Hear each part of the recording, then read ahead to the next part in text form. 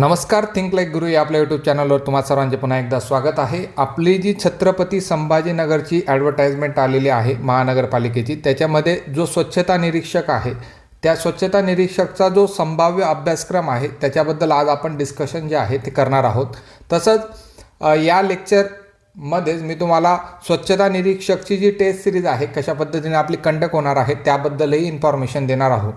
हे लेक्चर तुम्हाला 3 पार्टमध्ये पाहायला भेटेल. पहिल्या पार्टमध्ये तुम्हाला याचा जो संभाव्य अभ्यासक्रम आहे, कारण की छत्रपती संभाजीनगर महानगरपालिकेने अजून याचा अभ्यासक्रम दिलेला नाही, परंतु काही जे मागील प्रश्नपत्रिका जर तुम्ही चेक केल्या एसआयच्या तर त्याच्यावरून तुम्हाला जनरली एक आयडिया भेटून जाते की कशा पद्धतीचा अभ्यासक्रम हा स्वच्छता निरीक्षक या पदासाठी विचारला जात असतो. मग आपण हे जे लेक्चर आहे ते 3 पार्टमध्ये कंडक्ट करणार आहोत. पहिला जो पार्ट असणार आहे त्या पार्टमध्ये तुम्हाला जो संभाव्य अभ्यासक्रम आहे त्याच्याबद्दल इन्फॉर्मेशन जी असेल ती दिली गेलेली आहे. दुसऱ्या पार्टमध्ये आता हा संभाव्य अभ्यासक्रम जो असेल तो कशा पद्धतीने कव्हर करावा, तर आपण टेस्ट सिरीजच्या माध्यमातून हा जो पूर्ण पार्ट आहे तो कव्हर करणार आहोत. आणि टेस्ट सिरीजचं जे शेड्यूल आहे ते कशा पद्धतीने असेल ते मी तुम्हाला सेकंड पार्टमध्ये सांगेल. आणि थर्ड पार्टमध्ये कोणकोणते प्रश्न आतापर्यंत विचारले गेलेले आहेत त्याचा एक ॲनालिसिस न करता फक्त जे टॉपिक असतील ते कशा पद्धतीने रिलेटेड आहेत आपल्या अभ्यासक्रमाला ते आपण चेक करणार आहोत. तर चला स्टार्ट करूया. तर अभ्यासक्रमाला आपण टोटल 6 भागांमध्ये डिवाईड केलेला आहे. आणि अशा पद्धतीचा जो अभ्यासक्रम असतो, प्रत्येक जी सॅनिटरी इन्स्पेक्टरचा कोर्स असेल किंवा सॅनिटरी इन्स्पेक्टरचा जी पण एक्झाम होत असेल त्या ठिकाणी तुम्हाला हे जे 6 पार्ट आहेत ते कंटिन्युअसली पाहायला भेटत असतील.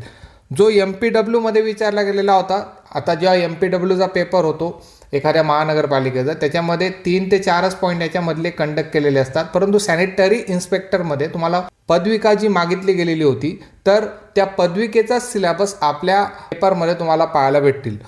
पहिला जो पार्ट आहे तो असणार आहे पर्यावरणीय स्वच्छता आणि अभियांत्रिकी. याचं जे डिटेल एक्सप्लेनेशन आहे ते मी तुम्हाला पुढे घेणारच आहे, परंतु जो पूर्ण सिलेबस असेल तो तुम्हाला या 6 पार्टमध्ये पाहायला भेटेल.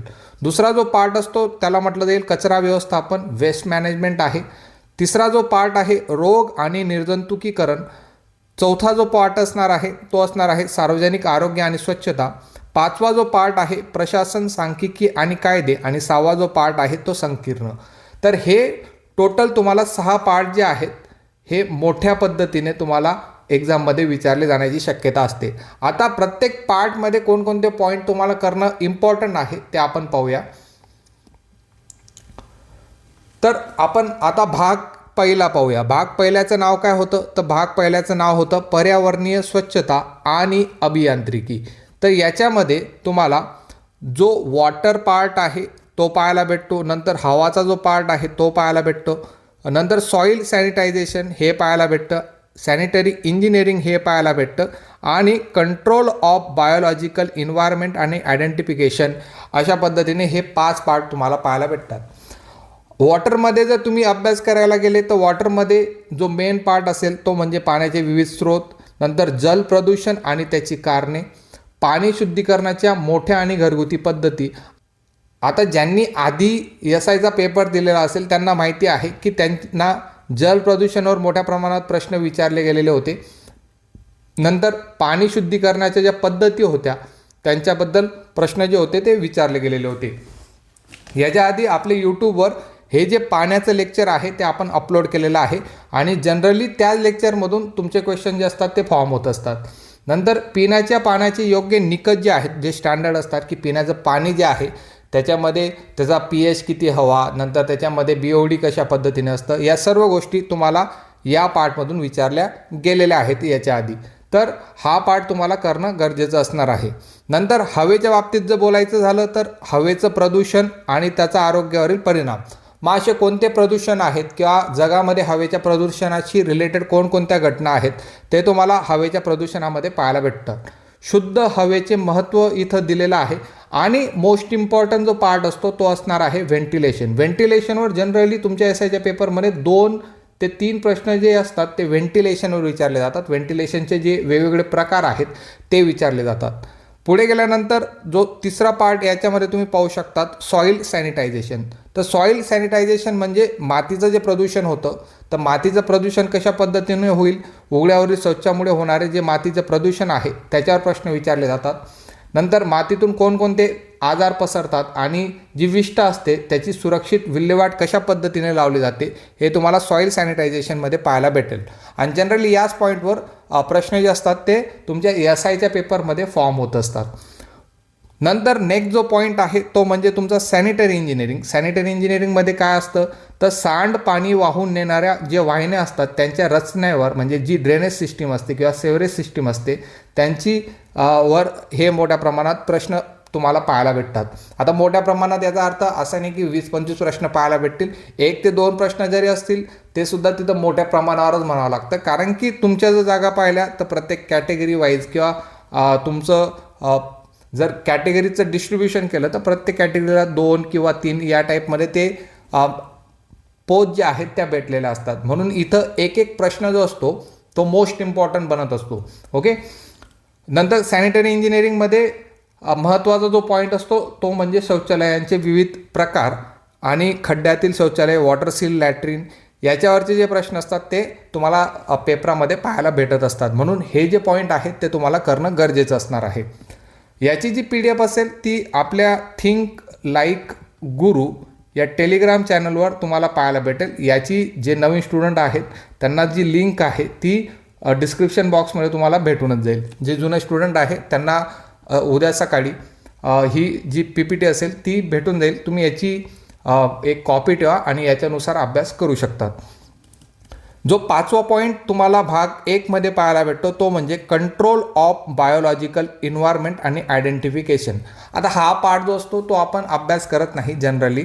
तर याच्यामध्ये कोणकोणत्या गोष्टी असतात, तर रोग पसरवणारे जे कीटक असतात म्हणजे आपले जे डास आहेत, त्याच्यानंतर माशा आहेत आणि उंदीर जे आहेत त्या प्राण्यांची ओळख, त्यांच्या पैदास्थानांचा शोध आणि त्यांच्यावर नियंत्रण मिळवण्याच्या पद्धती. मग याच्यात कोणता पार्ट महत्त्वाचा येतो, तर त्यांच्यावर जे नियंत्रण मिळवण्याच्या पद्धती असतात त्याच्यापैकी 1-2 प्रश्न तुम्हाला पाहायला भेटत असतात.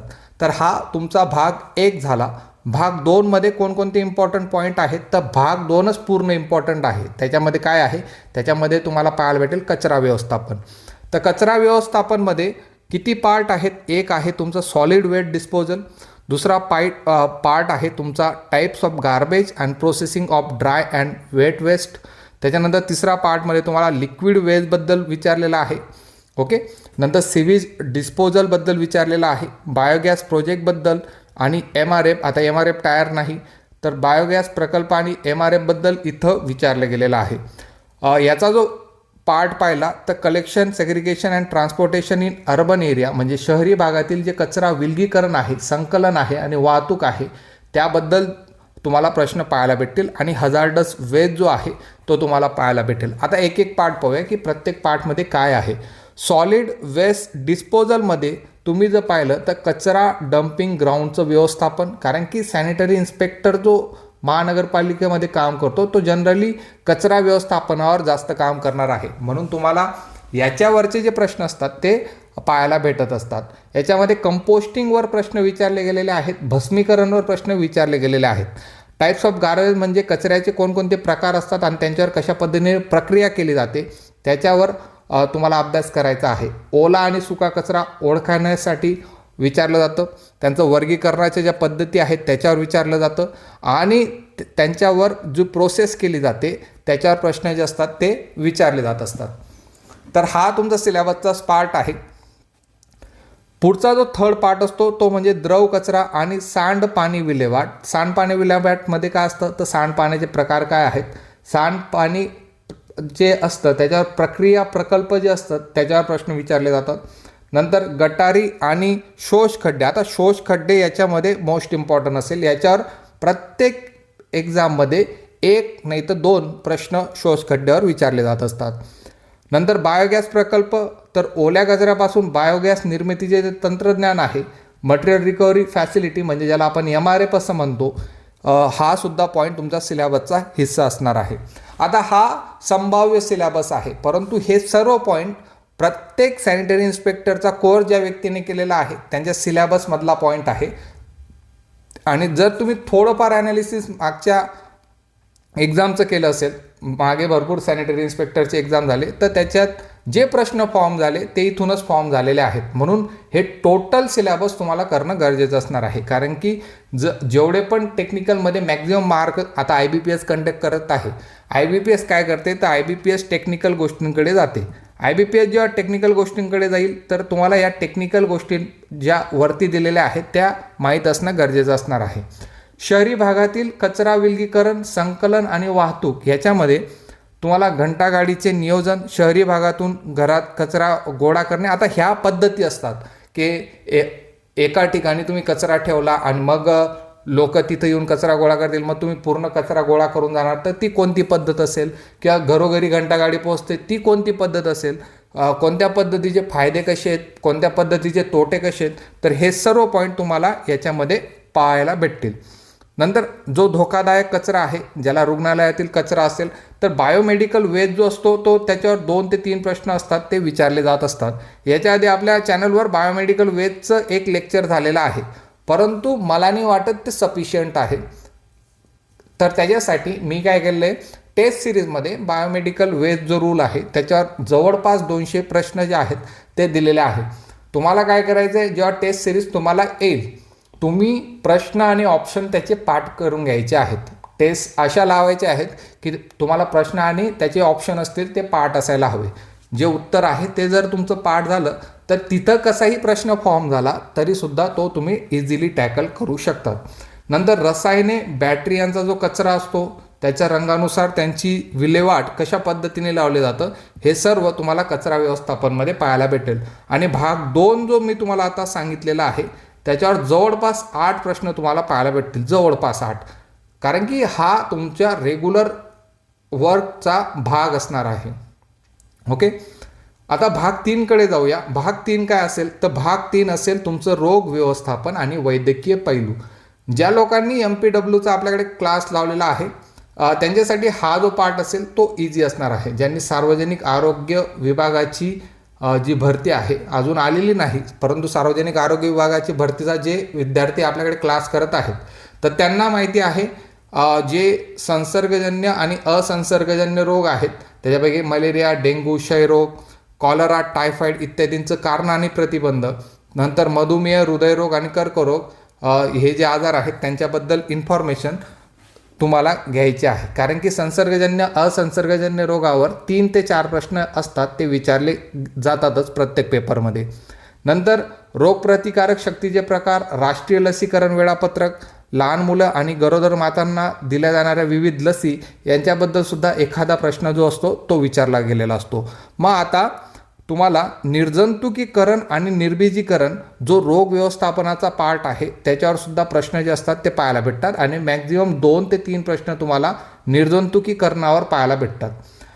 ज्यांचा MPWचा पेपर असतो त्यांना हा जो पॉईंट आहे तो मोस्ट इम्पॉर्टंट असतो. जर SIच्या बाबतीत बोललं तर निर्जंतुकीकरणामध्ये 2 प्रश्न जे असतात ते विचारले गेलेले आहेत. क्लोरीन यासारख्या जंतुनाशकांचा वापर, रुग्णालयातील उपकरणांचे निर्जंतुकीकरण करण्याच्या ज्या पद्धती असतात त्या सर्वांवर तो तुमचा सिलेबसचा पार्ट असणार आहे. आता हा संभाव्य सिलेबस आहे, कारण की संभाव्य सिलेबस आपण कशा पद्धतीने घेतला, तर याच्या आधी जेवढे पण SIचे पेपर झालेले होते ते सर्व थोडे आपण ॲनालिसिस केले. ॲनालिसिस केल्यानंतर आपण त्यांना टोटल 6 भागांमध्ये विभाजित केलेलं आहे. आणि तुम्ही प्रत्येक भाग जर कंप्लीट करत गेले तर तुमचा पूर्ण सॅनिटरी इन्स्पेक्टरचा जो पेपर असेल तो कन्क्लूड होणार आहे. तिसरी गोष्ट, हे जे भाग आहेत, हे जे पार्ट आहेत, हे जो प्रत्येक सिलेबसचा तुमचा पार्ट असणार आहे तो आपण टेस्ट सिरीजच्या माध्यमातून कंप्लीट करणार आहोत. कारण की छत्रपती संभाजीनगरला जी भरती असेल ती मी 1 महिन्याआधी सुरुवात करायला पाहिजे होती, परंतु थोडंसं टेक्निकल प्रॉब्लेम असल्यामुळे आपण सुरू केलेलं नाही. मग आपण काय करणार आहोत, टेस्ट सिरीजच्या माध्यमातून टोटल 25 दिवसीय आपली टेस्ट सिरीज असेल. 25 डेचा प्लॅन आपण आखलेला आहे आणि त्याच्यामध्ये प्रत्येक दिवशी आपल्या 3 टेस्ट लागतील, 3 मोठ्या टेस्ट लागतील. त्यांच्यामधून तुमचे प्रत्येक दिवशी 3 पॉईंट कंप्लीट होतील. म्हणजे येणाऱ्या 25 दिवसामध्ये तुमचा संपूर्ण syllabus with 10 full length test तुमचा कंप्लीट होऊन जाईल. ओके, अशा पद्धतीने आपण टेस्ट सिरीज जी आहे ती कंडक्ट करणार आहोत. म्हणजे कोणताच पॉईंट आपला सुटायला नको. टेक्निकलमध्ये आउट ऑफ मार्क आपल्याला गेले पाहिजे. त्याच्याबद्दल मी पुढे इन्फॉर्मेशन देणार आहे. नंतर डिसीज ऑफ स्किन, याच्यामध्ये जो खरूज आणि गजकर्ण आहे. नंतर इतर संसर्गजन्य जे त्वचारोग आहेत आणि त्याच्यावरती जे स्वच्छता विषयक प्रतिबंध आहेत, तो तुमचा सिलेबसचा पार्ट असणार आहे. आणि HIV एड्स जो आहे तो डायरेक्ट तुम्हाला सिलेबसमध्ये सेपरेट दिलेला आहे, म्हणून याच्यावर 1 ते 2 प्रश्न तुम्ही एक्सपेक्ट करू शकतात. या आजाराची कारणे, प्रसार कसा होतो, प्रतिबंधात्मक उपाय आणि रुग्णांचे समुपदेशन. आता HIV एड्सचं एक लेक्चर मी ऑलरेडी ॲपवर टाकलेलं आहे. जर या लेक्चरच्या खाली मला 50 कमेंट्स आल्या तर मी हे जे HIV एड्सचं लेक्चर आहे ते बी अपलोड करून देईल आणि त्याचे जे MCQ आहेत ते सुद्धा यूट्यूबवर अपलोड करून देईल. कारण की काय होतं आहे, तुम्ही कमेंट करत नाहीत. जेव्हा पेपर एकदम जवळ येतो त्याच्यानंतर अचानक तुम्हाला जाग येत असते. ओके, आता भाग 4 बद्दल पाहूया. भाग 4 मध्ये काय होतं, तर भाग 4 जो आहे तो सार्वजनिक आरोग्य, वैयक्तिक स्वच्छता आणि उपाययोजना. अभ्यास करत असताना माझ्या जेवढं ऑब्झर्वेशनमध्ये आलं आहे, तो ऑब्झर्वेशन असं की हा सर्वात दुर्लक्षित भाग पाहायला भेटतो. का? कारण की याच्याबद्दल शिकवलं जात नाही आणि याच्याबद्दल लोक अभ्यासही करत नाहीत. परंतु एक्झाममध्ये जे आता माझे रेग्युलर स्टुडंट असतील त्यांना माहिती आहे की हे टॉपिक किती इम्पॉर्टंट आहे. जे आधी त्यांनी पेपर दिलेले आहेत त्यांना माहिती आहे. याच्यापैकी हा जो वैयक्तिक स्वच्छता आणि देखभाल, याच्यामध्ये त्वचा आहे, केस आहे, दात आहे, नखं आहेत आणि डोळे आहेत, यांच्या वैयक्तिक स्वच्छतेबद्दल ज्यांनी आधी पेपर दिले असतील त्यांना माहिती आहे की बऱ्यापैकी प्रश्न या इथून फॉर्म होत असतात. कुठून जास्त फॉर्म झाले होते मागच्या वेळेस, तर दात, त्याच्यानंतर डोळे जे आहेत, तर या पॉईंटमधून याच्या आधी प्रश्न तुमचे निघालेले होते. नंतर इन्व्हायरमेंटल हेल्थ पुढचा पॉईंट असेल, तर आजूबाजूचं पर्यावरण, जो प्रदूषण आहे, हवामानाचा होणारा परिणाम, तर हा पहिल्या पार्टला लिंकेज आहे, परंतु इथं थोड्याफार पद्धतीने चेंज झालेलं दिसेल. जसं PPM बद्दल प्रश्न विचारला जातो. ओके, वायू प्रदूषणामध्ये कोणता मेन वायू आहे, समुद्राबद्दल प्रश्न विचारला जातो. तर हे सर्व तुमचं इन्व्हायरमेंटल हेल्थमध्ये येणार आहे. पुढचा जो पॉईंट आहे तो म्हणजे अन्न स्वच्छता. मोस्ट इम्पॉर्टंट पॉईंट, 2 प्रश्न याच्यावर विचारले जातात. ते म्हणजे अन्न भेसळ ओळखणं, नंतर अन्नातून होणारी विषबाधा, नंतर हॉटेल, रेस्टॉरंट आणि कत्तलखान्यांची तपासणी आणि स्वच्छता नियम, हे सुद्धा तुम्हाला पॉईंट जे असतील ते पाहायला भेटतील. अन्न भेसळमध्ये कशामध्ये काय मिळवलं जातं, नंतर इथला जो FSSचा कायदा आहे त्याच्याबद्दल प्रश्न विचारला जातो.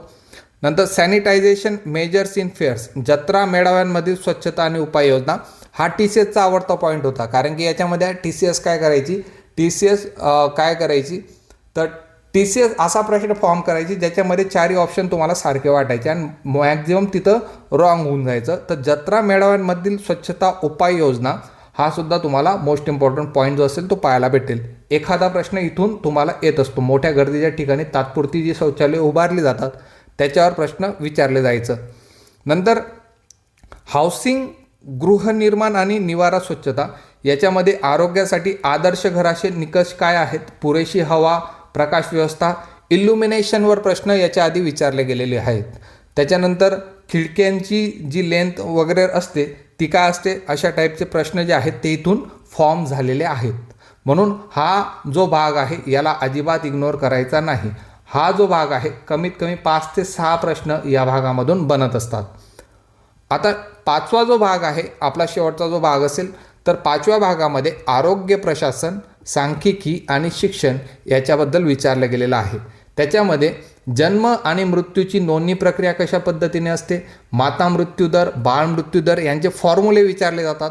नंतर यांची जी आकडेवारी असते ती विचारली जाते. नंतर माता मृत्यूदर, बाळ मृत्यूदर आपण का काढतो, या टाईपचे प्रश्न जे असतात ते फॉर्म होत असतात. जन्म आणि मृत्यूची नोंदणी प्रक्रिया आहे, त्याच्यावर एक लेक्चर मी अपलोड केलेलं आहे, तर त्याच लेक्चरमधून प्रश्न जे असतात ते विचारले गेलेले आहेत. नंतर हेल्थ सर्वेमध्ये तुम्हाला मलेरियाचे सर्वे जे असतात किंवा क्षयरोगाचे जे सर्वे असतात, तर वेगवेगळे सर्वेमध्ये जे फॉर्म्युले विचारतात त्या फॉर्म्युल्यांमधून प्रश्न फॉर्म होत असतो. नंतर पब्लिक हेल्थ ॲक्ट, याच्यामधला जो साथरोग प्रतिबंधक कायदा आहे, अन्न सुरक्षाचा जो कायदा आहे, जन्म मृत्यू नोंदणी कायदा आहे, याच्यावर प्रश्न हे फॉर्म होत असतात. आरोग्य शिक्षणामध्ये जर पाहिलं तर आरोग्य शिक्षणमध्ये काही एवढी मोठी गोष्ट नसते, तिथं पोस्टर वगैरेंचं असतं आणि इथून प्रश्न जनरली फॉर्म होत नाही. ग्रुप जे सामूहिक बैठकी असतात त्यांच्यामध्ये संवाद साधण्याची कौशल्य, इथून सुद्धा प्रश्न जे असतात ते फॉर्म होत नाही आणि IBPS ते इथून फॉर्म करणारच नाही. मग आता हा पूर्ण सिलेबस आपण टेस्ट सिरीजच्या माध्यमातून कंडक्ट करणार आहोत. आता टेस्ट सिरीज आपली स्टार्ट होणार आहे 23 मार्चपासून. तुम्ही इथं स्क्रीनवर पाहू शकतात. 23 मार्चपासून आपली टेस्ट सिरीज स्टार्ट होणार आहे. एका दिवसामध्ये तुम्हाला टेस्ट 1, टेस्ट 2 आणि टेस्ट 3 अशा 3 टेस्ट पाहायला भेटतील. पहिली जी टेस्ट असेल सकाळी 10ला चालू होईल, दुपारी 2ला, आणि तिसरी जी टेस्ट असेल ती संध्याकाळी 6 वाजेला स्टार्ट होईल. आता इथं जे पिवळे केलेले आहेत त्या टेस्ट आपल्या कन्फर्म आहेत की ह्या टेस्ट आपण 100% कंडक्ट करणार आहोत. ह्या खालच्या ज्या टेस्ट आहेत त्यांच्या टाईम टेबलमध्ये चेंजेस होऊ शकतात. ओके, तर ज्याला जॉईन करायची असेल टेस्ट त्यांनी काय करायचं, आपलं थिंक लाईक गुरुचं ॲप जे आहे ते डाउनलोड करा आणि तिथं तुम्हाला संडेला 4 वाजेनंतर तुम्हाला हा जो कोर्स आहे तो लाईव्ह होणार आहे. या कोर्समध्ये काय असेल, आता 23 मार्चला सकाळी 10 वाजेला तुम्हाला इथं टॉपिक दिलेला असेल. तो टॉपिक तुम्ही रीड करायचा आणि तो टॉपिक रीड केल्यानंतर तुमची जी टेस्ट आहे ती ओपन होईल. टेस्ट पहिली कोणती आहे तर बायोगॅस प्रकल्पावर टेस्ट आहे. टेस्ट दुसरी काय आहे, BWMवर आहे. टेस्ट 2 परत BWMवर आहे, कारण की मोठा टॉपिक आहे, एका टेस्टमध्ये कंडक्ट होणार नाही. आता मी जेवढ्या टेस्ट केलेल्या आहेत त्याच्यामध्ये BWMच्या टेस्ट टोटल 5 आहेत. ओके, इथं 5-5 टेस्ट आहेत. काहीच करायचं नाही, अनलिमिटेड तुम्हाला अटेम्प्ट असणार आहे. अनलिमिटेड अटेम्प्टचा अर्थ असा की जेव्हा पण तुम्हाला वाटेल की तुम्हाला टाईमपास करायचा असेल तर तुम्ही त्या टेस्ट ज्या असतील त्या एकीकडून सॉल्व करत जा, म्हणजे तुमचे मॅक्झिमम प्रश्न कव्हर होतील. जनरली या सर्व टेस्टमध्ये जर प्रश्न पाहिले तर 2000च्या प्लस तुम्हाला प्रश्न जे असतील ते पाहायला भेटतील आणि टाईम टेबल ऑलरेडी डिसाईड करून दिलेलं आहे, म्हणजे तुमचे जे पॉईंट असतील ते जवळपास तुमचा पूर्ण सिलेबस जो असेल तो कव्हर होईल, म्हणून टेक्निकलला तुम्हाला प्रॉब्लेम येणार नाही. नंतर जसं 7 एप्रिल चालू होईल, 7 एप्रिल नंतर आपण फुल लेंथ टेस्ट जेवढ्या टेस्ट झालेल्या आहेत ते सर्व टेस्टवर आपल्याला फुल लेंथ टेस्ट ज्या आहेत त्या 16 एप्रिलपर्यंत कंडक्ट करायच्या आहेत. ओके, अशा पद्धतीने तुमचं जेवढं पण तांत्रिकचा अभ्यासक्रम असेल या टेस्ट सिरीजच्या माध्यमातून कंप्लीट होईल. इथं कोणत्याही प्रकारची नोट्स मी देणार नाही. ग्रुप बनवल्यानंतर मला ज्या वाटतील तेवढ्या नोट्स मी तुम्हाला प्रोव्हाइड करू शकतो, परंतु या टेस्ट सिरीजच्या कोर्समध्ये कोणीही माझ्याकडून नोट्सचं एक्सपेक्टेशन करायचं नाही. कारण की काय होतं, एखादा पॉईंट किंवा एखादा प्रश्न जर त्या नोट्समधून आला नाही, नंतर तुम्ही मला सांगतात की सर हा प्रश्न आला नाही, तर पण 39 प्रश्न आले ते कोणी पाहत नाही. ओके, आपण कोर्स ऑलरेडी लेट केलेला आहे, म्हणून तुम्ही काय करायचं, तुम्ही टेस्ट सिरीज जॉईन करा. टेस्ट सिरीजची किंमतही मी एकदम माफक ठेवलेली आहे. 99 रुपीज याची किंमत असणार आहे. ओके, 99 रुपीजमध्ये एवढ्या साऱ्या टेस्ट तुम्हाला भेटणार आहेत. यूट्यूबवर कोणताच क्लास तुम्हाला एवढ्या साऱ्या टेस्ट देणार नाहीत. जर तुम्ही व्हिडिओ लेक्चरचा कोणाकडे कोर्स लावला असेल तर तुम्ही गो थ्रू जाऊ शकतात, परंतु टेस्ट सिरीजसाठी तुम्हाला रिकमेंड करतो की हीच टेस्ट आहे ती तुम्ही जॉईन करा. बाकी तुमचा अभ्यास जसा असेल तो तुम्ही करत राहा, परंतु टेस्ट जॉईन करा. टेस्ट जॉईन केल्याने काय होतं, कॉन्फिडन्स माणसाला येत राहतो आणि मॅक्झिमम प्रश्नाची प्रॅक्टिस जी आहे ती होत असते.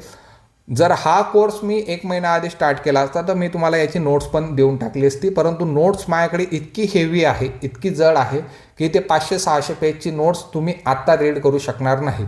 ओके, तर एकदम सिम्पल आहे. तुम्ही जो टाईम दिलेला आहे त्या टाईमनुसार टेस्ट लावा. जर तुम्हाला जमत नसेल, काही लोक जॉबला आहेत ते संध्याकाळी येतात, तर तुम्ही संध्याकाळी सर्व टेस्ट लावून द्या. दिवसातून जेवढ्या पण टेस्ट झालेल्या आहेत त्या टेस्ट लावून द्या.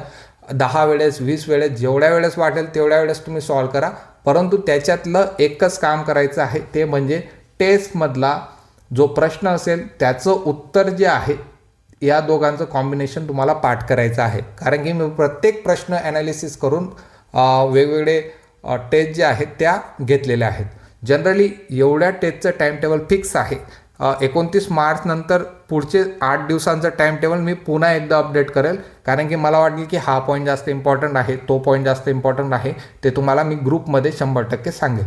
ओके, आता हे झालं टेस्ट सिरीजचं. संडेला म्हणजे आजच ज्या दिवशी लेक्चर अपलोड होत आहे 4 वाजेपासून हा कोर्स जो असेल तो तुम्ही परचेस करू शकतात. आता तुम्हाला भेटणार नाही ॲपवर, 4 वाजेनंतर हा कोर्स तुम्हाला भेटेल. याच्यामध्ये मी ऑलरेडी MPWला ज्या रोगांचं टेस्ट घेतलेले आहेत, रोगांचे 48 टेस्ट घेतलेले आहेत, त्या टेस्टसुद्धा याच्यात अपलोड करून देईल, म्हणजे तुम्ही त्याचीसुद्धा प्रॅक्टिस करू शकतात. ओके, तर पाहूया की याच्या आधी स्वच्छता निरीक्षकचे जेवढे एक्झाम झालेल्या होत्या त्या एक्झाममध्ये कशा टाईपचे प्रश्न जे होते ते विचारले गेलेले होते. ह्या सर्व गोष्टी आपण डिस्कस केलेल्या आहेत. पर्यावरण आणि कचरा व्यवस्थापनबद्दल हे सर्व गोष्टी आपण डिस्कस केलेल्या आहेत. मग कोणकोणते प्रश्न यांनी विचारलेले आहेत, तर पाणी शुद्धीकरणबद्दल आपण बोललो होतो. पाणी शुद्धीकरणमध्ये त्यांनी हे जे प्रोसेस आहे ती विचारली गेलेली आहे. कोग्युलेशन, फ्लोग्युलेशन आणि गाळणी याच्याबद्दल विचारलं गेलेलं आहे. पाण्याचं क्लोरिफिकेशनवर प्रश्न विचारलेला आहे. हॉरॉक्स उपकरणबद्दल याच्या आधी प्रश्न विचारला गेलेला आहे. तर तो जो सिलेबस मी डिस्कस केला त्याच्यापैकीच या गोष्टी आहेत. ओके, नंतर लँडफिल उत्सर्जनबद्दल विचारलं गेलेलं आहे. याच्या आधी जैवोपचारण जे आहे त्याच्याबद्दल विचारलं गेलेलं आहे. घनकचरा व्यवस्थापनमधल्या या सर्व स्टेजांना सोबत लावण्यासाठी प्रश्न विचारला गेलेला आहे. ओके, नंतर पुढे गेल्यानंतर जो तुमचा जलस्रोत आहे, जलस्रोतावर सुद्धा प्रश्न विचारला गेलेला आहे. यूट्यूबवर जर तुम्ही चेक केलं तर यूट्यूबवर या गोष्टी तुम्हाला जनरली शिकवत नाही, परंतु याच्यावर प्रश्न जे असतात ते विचारले गेलेले आहेत, म्हणून तुम्ही यांना सोडून चालणार नाही. ओके, लक्षात राहू द्या, मी हे प्रश्न का सांगतोय, कारण की अभ्यास करत असताना आपल्याला समजत नाही नेमकं काय वाचायचं आहे. लेक्चर जर मी तुम्हाला टाकलं तर लेक्चर पाहणारे फक्त 1000 लोक असतात. ओके, आणि जर MCQचं लेक्चर टाकलं तर तिथं MCQचं लेक्चर 10,000 लोक पाहून जातात. परंतु या लेक्चर महत्त्वाचं आहे, कारण की या लेक्चरमधून तुमच्या कन्सेप्ट क्लिअर होतात. आणि जे MCQ आहेत तिथून फक्त पाठ करण्यापेक्षा लेक्चरसुद्धा पहा. आता जन्म मृत्यू अधिनियमचं लेक्चर टाकलेलं होतं, जवळपास 300 लोकांनीच अजूनपर्यंत ते पाहिलेलं आहे, परंतु ते लेक्चर किती इम्पॉर्टंट आहे हे 300 लोकांना माहिती आहे. ओके, तर कोणकोणते प्रश्न विचारले गेलेले होते. भूजस्रोतची डेफिनेशन विचारली गेलेली होती. त्याच्यानंतर जलचक्रावर प्रश्न विचारला गेलेला आहे. नंतर मल निस्सारण प्रणाली जी होती त्याच्यामध्ये एकल मल वाहिनी प्रणाली याच्यावर प्रश्न विचारला गेलेला आहे. नंतर इकोसन शौचालय, आणि हे प्रॉपर सॅनिटरी इन्स्पेक्टर, MPW नाही, MPWच्या पेपर मी ॲनालिसिस केलेला नाही. सॅनिटरी इन्स्पेक्टरचे मी टोटल 8 ते 9 पेपर जे होते ते ॲनालिसिस करून सिलेबस देतोय. सिलेबस नंतर पॉईंट देतोय. पॉईंट नंतर याच्या आधी कोणकोणते पॉईंटवर प्रश्न विचारलेले आहेत ते तुम्हाला एक आयडिया करून देतोय, म्हणजे तुम्हाला अभ्यासाला सोपं जाईल. ओके, नंतर फिल्ट्रेशन आणि ट्रीटमेंटपर्यंत याच्यामध्ये सोकपीट जो आपला शोषखड्डा होता मी बोललो होतो त्याच्यावर प्रश्न विचारला गेलेला आहे. ओके, त्याचा रूट झोन प्रक्रिया याच्यावर प्रश्न विचारलेला आहे.